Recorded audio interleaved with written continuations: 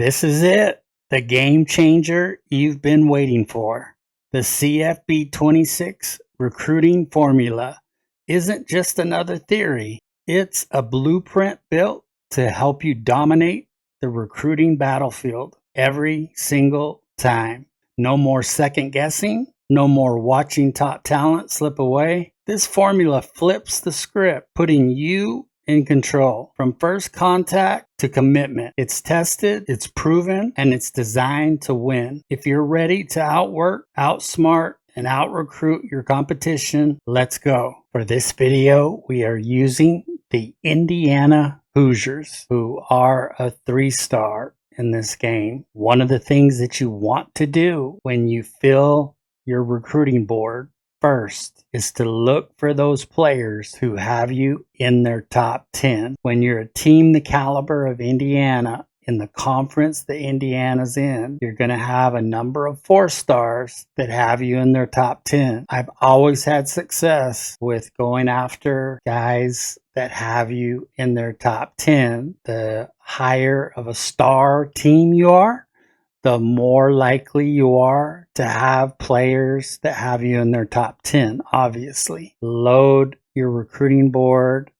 with 4-stars, especially in areas of need for your team. And if you'll hang on to the end of this video, which won't be long, I'll share with you what I feel like in my experience over doing hundreds of dynasties. What has worked for me time after time is to not spread my points too thin. Whether you're a 0-star or a 5-star, I would always focus on 10 to 15 guys and go all out for them. So as you can see here, I'm sending the house to all these guys that have Indiana in the top 10. I'm going to work on getting them, and then I'll work on getting these guys. I'm going to make it my mission, I always do, to try to sign all 10 or 15 or whatever it may be of my top recruit, and I send the house to each one of them as long as I can. And I put 50 on this guy,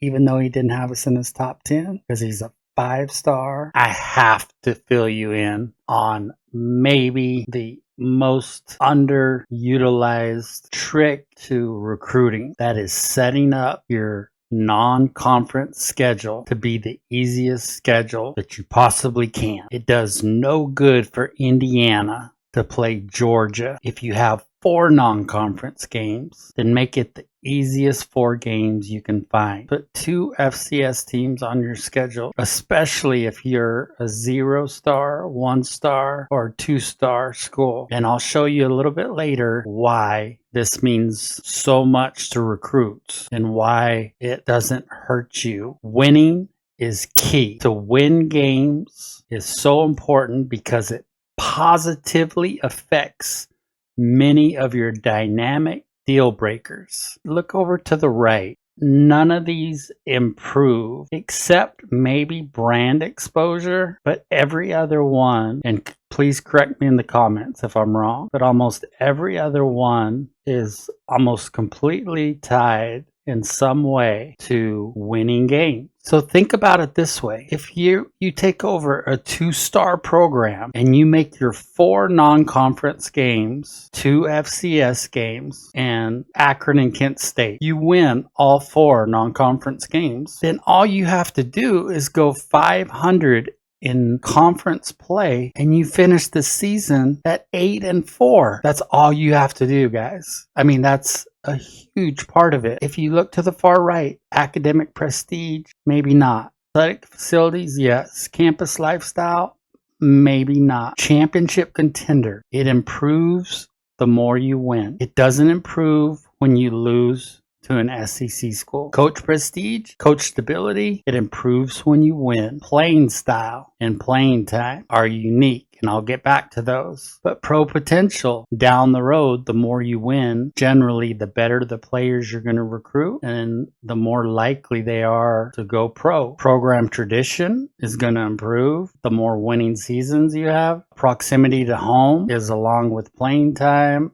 and playing style. I'll talk about those in just a second. Stadium atmosphere, that improves the more you win games. Let's take playing style. For the most part, try to stay away from playing style. But with Indiana, I run the veer and shoot offense. So you know who loves that? Quarterbacks, wide receivers, pass catching tight ends, and tackles. That's a huge number of guys that it affects. So the playing style for tackles, for wide receivers, I mean, he's already a B plus. He's going to end up an A. Look at playing style. A. Playing style for this wide receiver. A plus. A plus. I'm telling you guys, it's huge. If you run a pass heavy offense, especially if you're a bad school, find everyone you can that wants playing time as their deal breaker. Because if you're a bad team, most likely they're going to play for you. And proximity to home, you know what? Indiana's not going anywhere. So proximity to home will never change. All right. All these guys with red dots are ready to be swayed, soft sold, or hard sold. And we definitely want to hard sell this guy. So let's take off send the house, add hard sell. Let's find his 3 green check marks. So he's got A plus, and C plus. That's great. When you hard sell, it gets you to that recruit committing faster than even sending the house, especially when you have good grades. So normally what I would do to get them back up to 50 is I would DM the player, but I see that to schedule a visit, it's just 10. So let's see where he is in the recruiting process. Almost halfway there, but we're first on his list. So we want to expedite the process as quickly as possible. So see, Illinois is ranked 9th. So that would scare me that with a loss against Illinois, we could take 2 red L's. So what I'm going to do, and I don't suggest this for every player, but what I'm going to do is I'm going to schedule them against an FCS school, which gives us no green positive bars for winning, but I'm going to try to schedule him with another guy or 2 so that they're complimentary visits. So let's schedule him for week 3. He likes playing time and proximity to home. Here's another guy that is first on our board. We desperately need a 4-star pass protector. He loves us. So his 3 green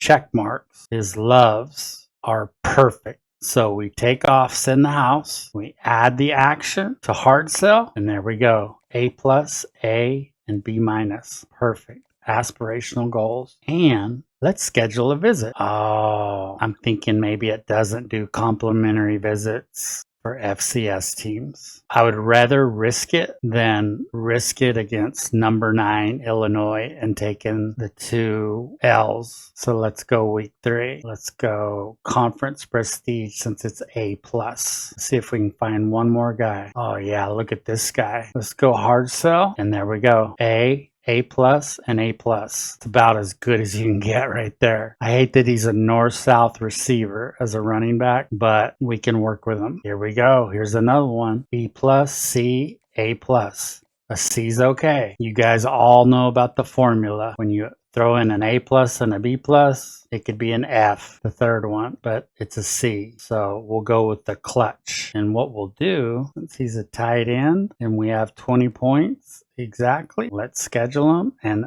it doesn't, that's right, it doesn't do complimentary visit for FCS teams. So unfortunately, we can't do that. But playing time is A plus. He's going to have an unbelievable visit. So one of the last things you guys want to do to have an amazing recruiting class is to scour the prospect list, specifically your pipelines for guys with no scholarship offers. Different guys do it different weeks. We're in about week 6 or so now, and I decided to come out and look. We need linebackers is what we need. And so I found this 4-star, no offers. So he's in our pipeline. So we're adding him to our recruiting board. You go down your list of prospects in your pipeline. This is probably a great guy to get, because we do need will linebackers, as you can see. So a JUCO sophomore would not be a bad idea, because he should be a little bit better coming in. We're already pretty good on tackles. This guy looks to be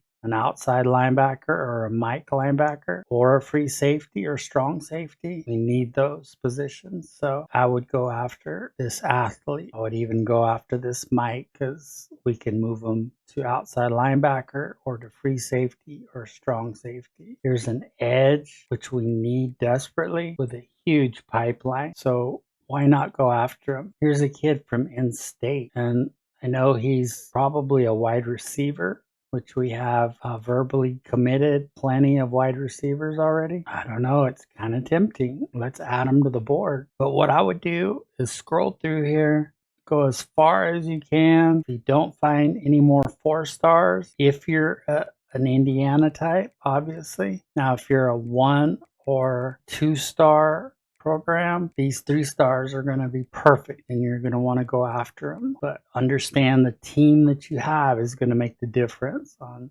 who you're going after. Okay, we finally came to the end. And then what I would do is I would go from my pipelines to any state. And I would scroll down until you find a 4 star like this guy. Now he's another wide receiver, but he's a 4 star. He should help our team. Here is no scholarship offered. He's the number 98 ranked player, and he's a center. And we don't necessarily need a center, but centers can play guard too. Guys, we're just 5 or 6 weeks in, and look at all these dudes that we've signed already because we committed heavily to them. We put 50 points into them, and these guys are about to sign. And so we're most likely going to get 12 4 stars, and then we may get a couple more by the end of the season, and then we're going to get a ton of 3 stars. The last thing I'll share with you, I would try to get 25 verbals if you can in season. Save the last 10 scholarships for the transfer portal because you have no idea who's going to want to transfer to your school. I had a Tulsa dynasty and we were a 2.5 or maybe a 3 star in the second year, and just because I ran the veer